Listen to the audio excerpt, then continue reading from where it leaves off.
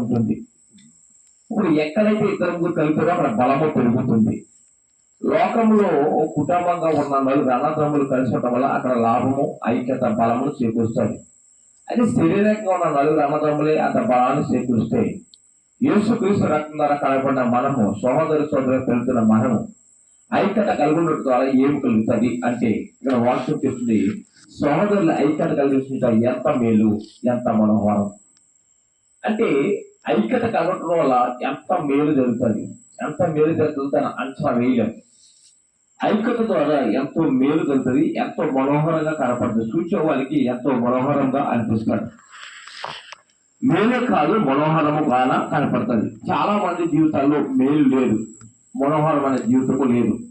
అయితే మనోహరము మేలు లేకపోవడానికి కారణం ఏంటని మీరు అర్థం చేసుకుంటే, మీరు సంఘముతో కలిసి ఉండలేదు, లోకంలో సహోదరులతో కలిసి ఉండలేదు, లేకపోతే ఐక్యత లేదు.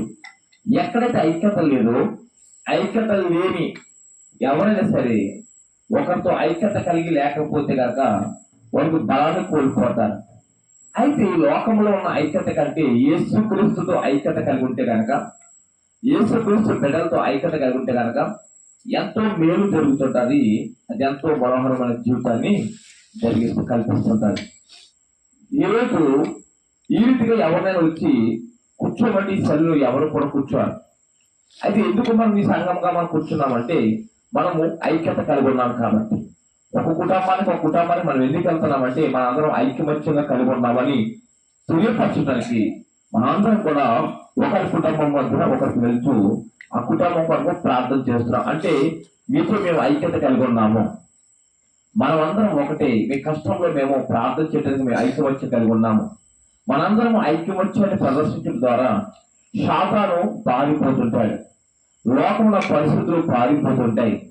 ఐక్యమత్యం ఉన్న చోట ఎవరు కూడా నిలబడలేరు, ఎందుకంటే వాళ్ళు చాలా ఐక్యమత్యం కలిగి ఉంటారా అంటారు. మీకు ఐక్యమత్యం కోసం ఒక మాట చెప్తాను. ఏదైనా మనకంటే బలమైన వాడు శాతాను గారు.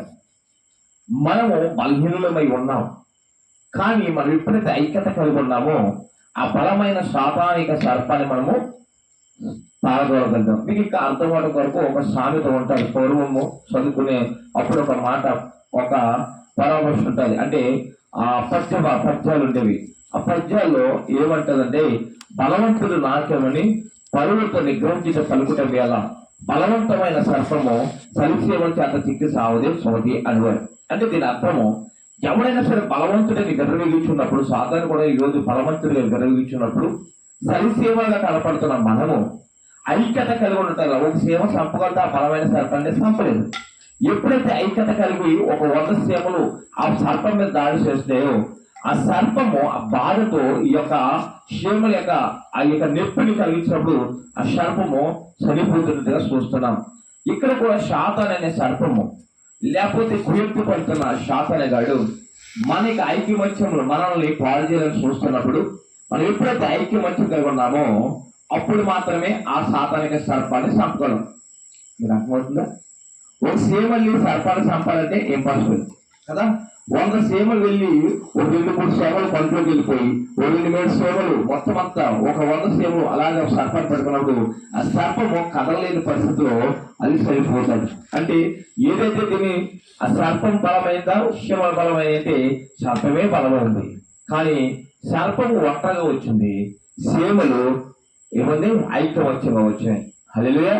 అంటే దీని అర్థం, ఐక్యమత్యము కలిగి ఉంటే సహోదరులు అనగా దేవుని బిడ్డలైనా, శరీరక సహోదరులైన, సంఘమైన, సమాజమైన, దేశమైన ఏదైనా ఐక్యత కలిగి ఉంటే ఎంత బలవంతుడైనా వచ్చినప్పటికీ కూడా దాన్ని అధిగమించగలం.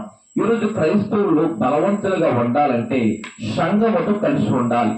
లేదు నేను వెళ్తాను, సంఘానికి నాకు పని లేదంటే కనుక బలమైన సర్పము నిన్ను మింగేస్తాను.